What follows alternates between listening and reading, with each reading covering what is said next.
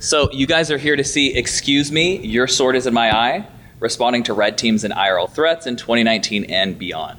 So you're here with myself, Jeremy Galloway. I've been doing the security thing for a little while. I get to work for a pretty cool company doing it. So I wrote a ton of great content for you guys, so we're gonna move through at a really quick pace.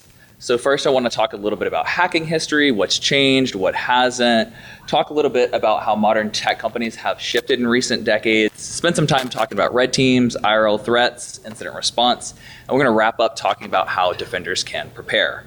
So, does anybody recognize this book? I'd like to take a copy. Feel free, pass this around, flip through it. Go ahead, grab it, go for it. Flip through, that's a volume 1 copy of Hacking Exposed. It was published in 1999. There is no digital version of that book. I used to see it all the time walking around bookstores. Do you guys remember bookstores? It was published in 1999 and it really captures the hacking zeitgeist of the era. And right on the cover is a quote from Aleph 1. Amongst other things, he was known for smashing the stack for fun and profit. Basically, it was the first step-by-step guide to exploiting stack-based buffer overflows. So this was published in 1996 in Frack, and I know 1996 sounds like eons ago, but it was actually really contemporary to this book. And around that time, late 90s, early 2000s, there were not a ton of resources out there to learn hacking and security online. It mostly looked like this, like shady e-zines, super shady forums, like really sketchy looking places. There weren't, threat reports to read or like bug bounty write-ups to read. It was basically this. And these were sort of the elite, like underground hacking groups at that time. In late 90s, early 2000s, I feel like really represented the end of an era. But at that time, inside books like Hacking Exposed, this was the typical view of a corporate network. You got a firewall, a perimeter, a bastion host, the internet, and you'd always see these phases of hacking listed out. Recon, scanning, gaining access. And depending on who published it, there would be some steps added or removed, maybe vulnerability identification or privask, but you typically see phases like footprinting, enumeration, password cracking, buffer overflows, clearing logs, and stuff like that. So 20 years later, we're literally still using the same language to describe hacking and intrusions. So again, some of the steps are added, some of the steps are removed, but you can see that they all sort of follow this similar formula, this similar model. So fast forward up to 2011 and Lockheed Martin introduced the cyber kill chain. And you can see it's really not all that different from the classic phases of hacking paradigm, which has really continued to shape security. So sort of back in the day, these were a lot of the heavy focus areas. And I'm kind of here to say that a lot of modern adversaries and attackers don't need to follow many or most of these steps. So let's pivot for a second. Shout this out if you think you know it. Blank is the enemy of security. There is only one wrong answer. The wrong answer is users. Anyone have any guesses? The answer I'm looking for is complexity. Complexity is the enemy of security. Unless your company is really, really tiny, it's probably really complex, like wildly complex. Hundreds of users, thousands of auth attempts, thousands of servers, millions or even billions of logs. So when Dan Geer, Mikko, and Bruce Schneier are all saying the same thing, it's time we listen. So if you're to make a map for a modern tech company, it would probably look something more like this. Maybe something like this. It definitely does not look like this. So what do tech companies look like on the inside? Well, they're filled with SaaS. They are filled with SaaS for just about everything you can possibly think of. So the whole idea of a perimeter, that's been gone for more than a decade, but it is completely gone at this point. So in modern tech companies, Windows is really on the downtrend. There's always Karen in accounting that needs her spreadsheet macros, but we know companies like Google and Cloudflare give Chromebooks to their employees. Some devs prefer Linux laptops, and it's really not uncommon to see large fleets of Macs in tech companies. So this is the typical view of a university, basically Macs everywhere, but it also reflects the broader trend of Silicon Valley. So being able to detect and respond to threats on Macs is increasingly becoming mandatory. So modern companies may be built on hundreds or even thousands of microservices. So if they're not built with security in mind, they can be just as vulnerable as standard servers, but I do find that they tend to reduce the overall attack surface while still letting developers rapidly deploy code and services. So modern companies, everyone's a remote worker at least sometimes. So it's really normal to have your critical apps and critical services available over the VPN for those users. That in turn means you are opening up your network to all sorts of users' home machines, their infected Androids, and you're getting logins from unknown places, unknown devices all the time. So modern companies probably have some form of SAML or SSO auth. This could be something like a Centrify, Okta, Auth0, something like that. And if you have SAML, you probably have some form of 2FA implemented as well. So this is sort of how companies, tech companies in particular, have really shifted in the last 20 years. Let's take a look and see how red teams have been taking advantage of these changes. So I call these the not so new phases of hacking. The first thing an attacker might do is phish a user's credentials, phish their second factor, and attempt to add their own two-factor device. They'll then gain some form of persistence that's not going to get wiped out with a password reset. And they abuse the trust and the access they have to gain more credentials and expand access. Now, in the case of a red team, they're going to keep doing this, more creds, more access, until they raise the noise level until they're detected. So let's zoom in on the first step, phishing. Anything that can potentially send a notification to a user is potentially a phishing vector. So there's a lot more out there other than just spoofed mail. Things like public calendars, public Slack boards or Trello boards, public code repos. Basically, anything that lets you mention a user. LaCroix, you know me. You know me. Thank you, sir. And your badge actually will get you into the buffet for something a little broader selection of vegetarian food. But yeah, I hope you have some carrots. Yeah, thanks for coming. Thank you. Cheers. So anything like public calendars, anything that lets you mention a user and send them a hyperlink is potentially a valid phishing vector. So these services tend to let you set your own display names. So when you set your display name, you can use it to fit your social engineering pretext. Maybe that's expressing urgency or using an emotional appeal. But the really dangerous part of this technique is that it bypasses tons of email gateway security tools. So it's super dangerous. So we know 2FA phishing has been happening in the wild for quite some time. I encourage everyone to check out this report from Amnesty International. It was co-authored by Nex, who is a really awesome Italian hacker, first of several that I'm going to shout out in this section here. So we know there's tools out there for pen testers as well. So Modlishka's reverse proxy that claims universal 2FA bypass. It can easily intercept OTP tokens and pins to steal users' credentials. There's Evil Engine X2. It's a real heavy hitter in this space. It's another reverse proxy, but the focus here is on man-in-the-middling web sessions. It has these customizable fishlets to help attackers steal creds.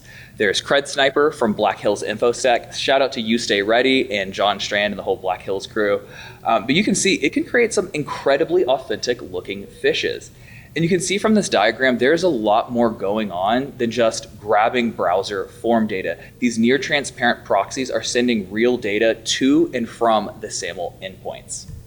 So this tool, Marina, was introduced at Hack in the Box Amsterdam this summer, and it was developed by two really awesome Italian hackers. The first guy's name is Ope. He's the lead author of BetterCap, which is the man-in-the-middle framework to be using right now. The other co-author is a guy named Antisnatcher. He's the co-author of the Web Application Hacker's Handbook, and he's also a core developer of Beef for 10 years. By a show of hands, raise your hand if you've ever popped a shell with Beef. Anybody? I love that tool. So when these two guys got together, they made a brutally effective phishing tool. I encourage everyone, whether you're attacking or defending networks with 2FA, check out this talk. It is super, super scary. So they released a companion app with Marina called Necro Browser, and it sort of handles a lot of things that you'd expect a headless browser like Selenium to do. The focus here is on automated post-exploitation of hijacked accounts, things like automatically backdooring accounts with SSH keys, automated password resets. So I cannot talk about 2FA without mentioning this blog post from Trail of Bits. I think it is an absolute must read. There's so many standards changing in the 2FA space. We have FIDO, U2F, WebAuthn, and there's a lot of subtleties in between them. So give this a read for sure. I probably don't need to tell this crowd this, but if you're doing 2FA over SMS, you should stop doing that as soon as possible. I think a lot of us saw the story this summer where this guy lost over $100,000 from his Coinbase account due to a SIM porting attack. So Fortnite did a really awesome campaign this year where they gave users a free emote for turning on 2FA, and I think that's brilliant. If you're a defender and you can incentivize 2FA adoption, you should consider it.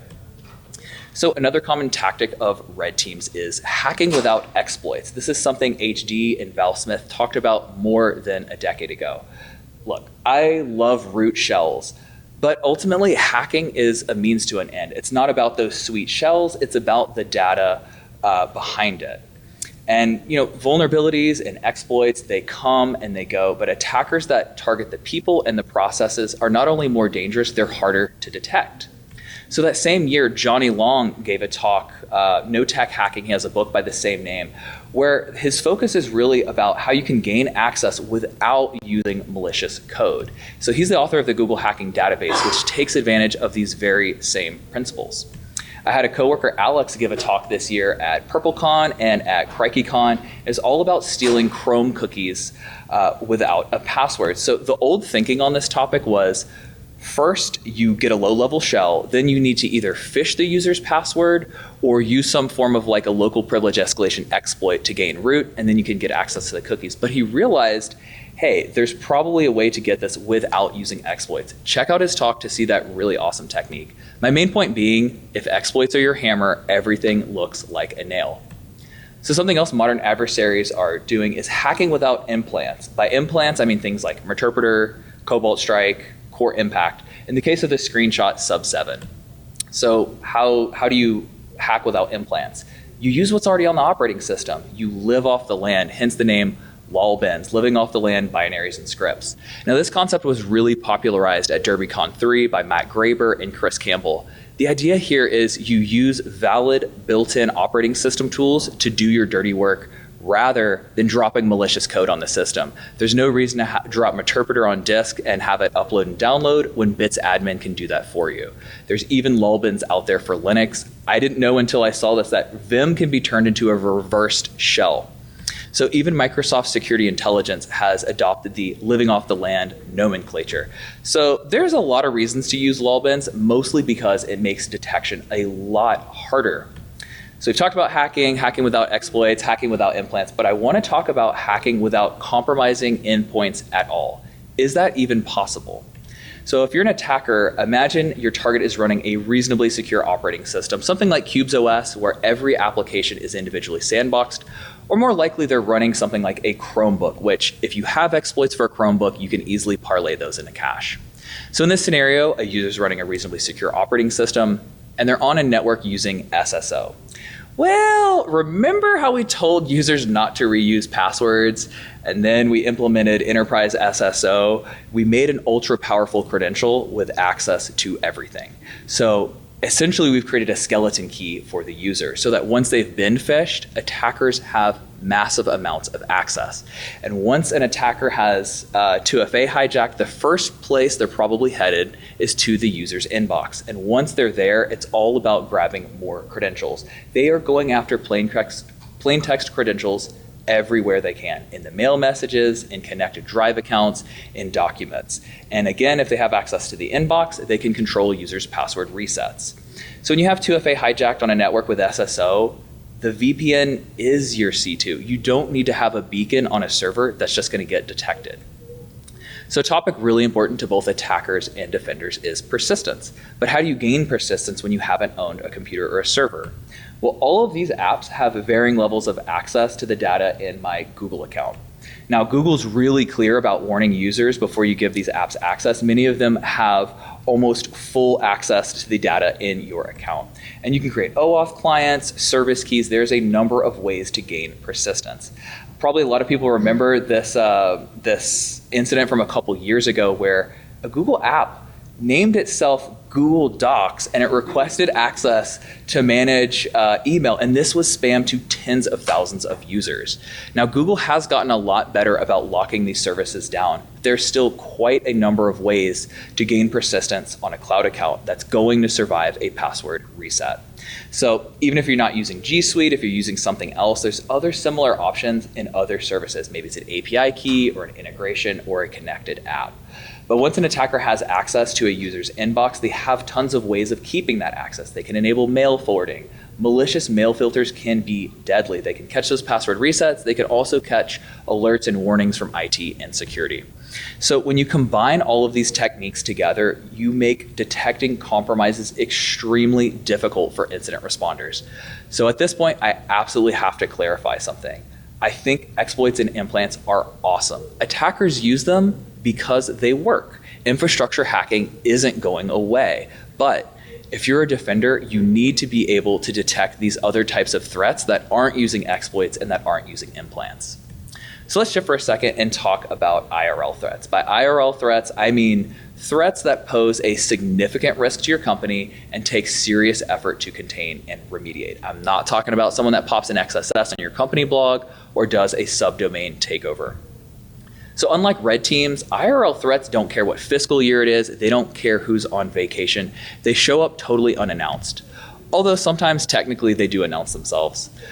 They're probably highly skilled and have access to some O-Day.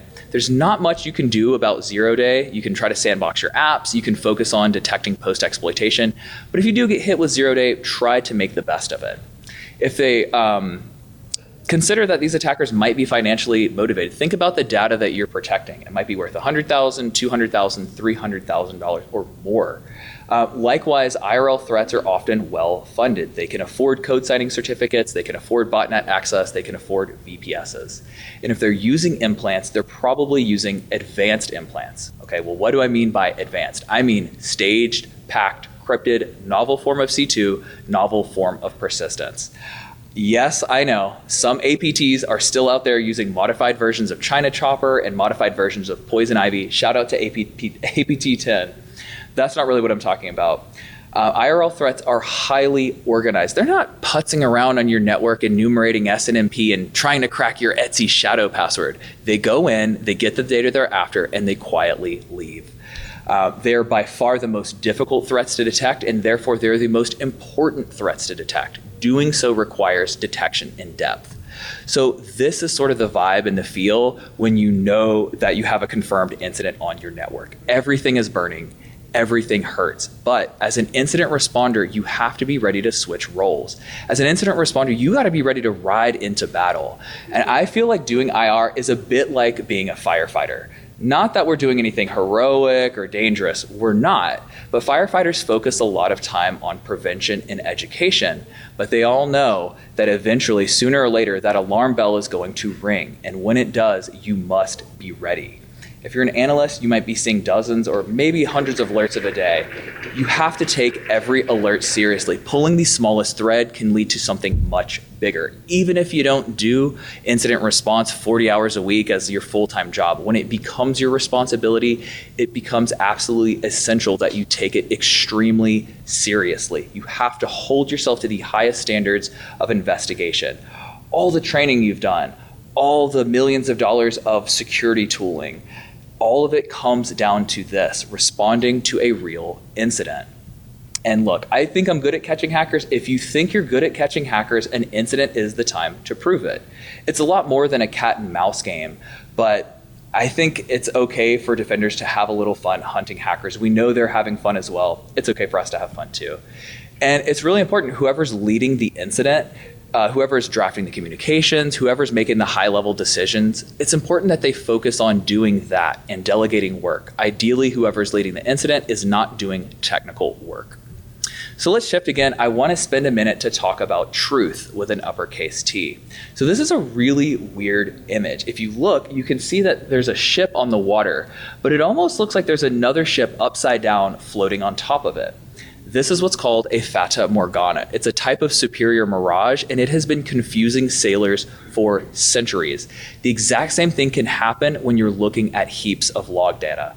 So when an incident cracks off and you're looking through all these mountains of logs, you need to be really open-minded about what it is that you're even looking for. Try to drop your assumptions. Try to drop your biases. The nature of an attack is going to be really, really, really complex. Your logs are really simple. They're just black and white. Try not to lose sight of the fact that your logs only tell you part of the story. They tell you the part that you have data for. And when an incident cracks off, everyone has their own pet theories, like, oh, I think it's this, I think it's that. But you need to embrace skepticism and change. The more you investigate, your theories are going to evolve. And I know when an incident starts off, I'm full of adrenaline and it's really exhilarating and exciting, but you have to pace yourself because it's likely about to turn into a marathon. So logs are the lifeblood of both analysts and incident responders. It's crucially important you have the logs you need when things go bad. And there are countless ways logging pipelines can break down. Try to ensure you're getting all of your logs all the time because you are desperately going to need them one day. And the more log sources you have, the more in-depth those detections can be. Remember all the SaaS that we just talked about earlier? You need logs for every single one of these things. Plus every access to customer data, to confidential data. Every single OS command executed in your company needs to be logged. This is something OS Query can help with.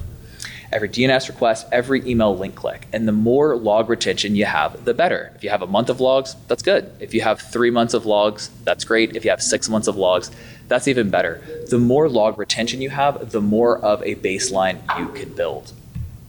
So let's talk about standardization for a second. This is what will really bring your detection and your response to the next level. There is a really good reason why militaries push conformity and push discipline.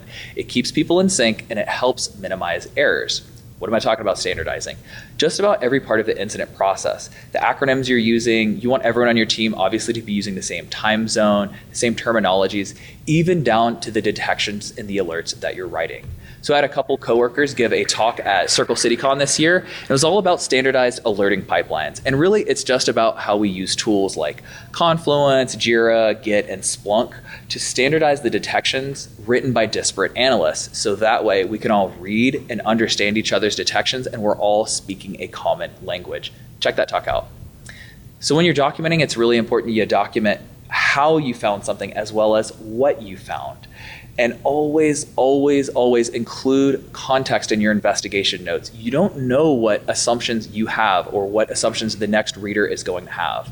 And I think it's really important to create a timeline when you're investigating an incident. Not only is it going to give you a holistic view of the incident, but executives are going to ask for it. And I think it's really important to maintain a list of unanswered questions. When you have a group of people working on an incident, different people are going to know different things.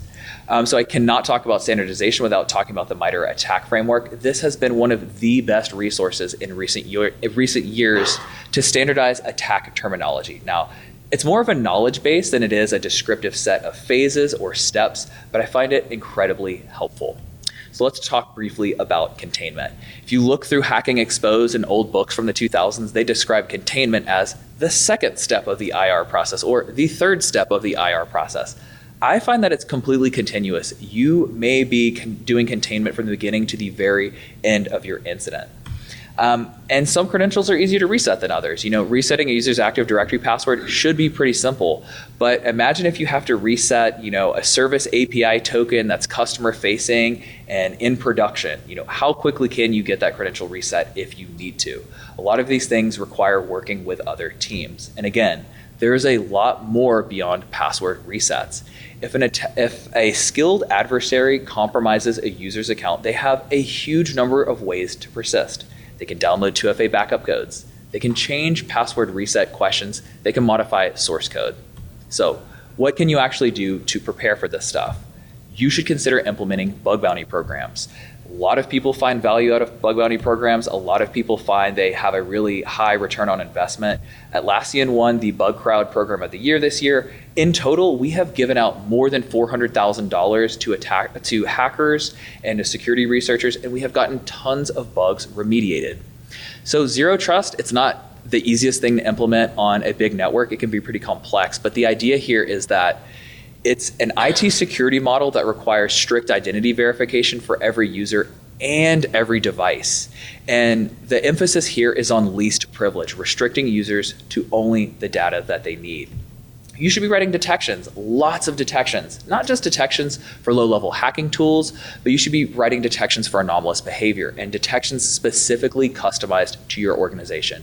And if you're ever having to do incident response, you should definitely be threat hunting. You need to be threat hunting for the compromises on your network that you're just not yet aware of. So, talking about hacking, talking about incident response, it's really easy to get lost in the technical bits, but doing security is about working with humans. It's about working with other teams. So this is something Werner Herzog says to all of his film students: read, read, read, read, read, read, read. This applies equally to analysts as well. Read threat reports, read bug bounty write-ups, read the New York Review of Books. It doesn't matter. Read as much as possible. It will only help you as an analyst. And look, you need to understand how your company makes money and how it works if you want to effectively protect it. I think it's important that you interview users that are affected by an incident. So if a user is phished, one, there is no victim blaming. You treat your coworkers with compassion and respect, but most importantly, you listen to them. Listen to what they say, listen to their version of events, and then attempt to validate that with log data. You have to be comfortable working with teams outside of security. I'm talking about legal, privacy, compliance. All of these different teams are going to help you when an incident does arise. You should consider QTRA, quantitative risk analysis, can help you get an understanding of what your most significant risks are and also what your accepted level of risk is. And there's a lot of established frameworks out there that can help with this. And so important, as a defender, you never ever waste an incident. And by that, I mean you get the most out of it. Maybe it means asking for more budget. Maybe it means asking for more headcount. Maybe it just means asking to get those old backlog tickets worked on. But as a defender, you make every incident and you make the full advantage, take full advantage of it as possible. So a few takeaways I want you guys to remember from this talk. If you're a defender, you should feel comfortable thinking outside the phases of hacking paradigm. Exploits and implants are awesome, but attackers don't need them when they can abuse trust and least privilege. Defenders must be able to detect threats that do not use exploits or implants. You need to have a reliable logging pipeline, and a focus on standardization is what's going to bring your detection and your response to the next level. In conclusion, it's been 20 years since Hacking Exposed has been published. Guys, protect your networks like it's 2019, not like it's 1999. That is my time. If we have time for questions, let's take them.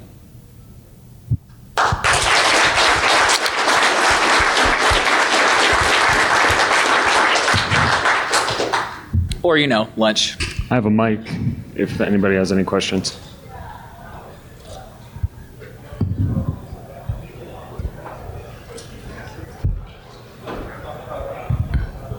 Hey, great talk, man. Thank you. Yeah, so I don't focus on security. I'm more of a software engineer. Of course, I should be. But what's the recommendation that you would give to software engineers, security-wise? First thing I would say is, read the bug bounty write-ups. Like whatever your software stack is that you're developing for, there's surely bug bounty write-ups for people that have exploited that software. Look at the techniques people are doing. If you have any type of filtering, there's probably ways to bypass those filters, and there's other filters you can make on top of that. Just read the bug bounty write-ups, read the threat reports. Right on. Read.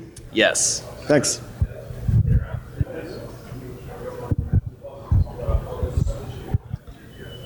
Any other questions? All right. Thank you so much.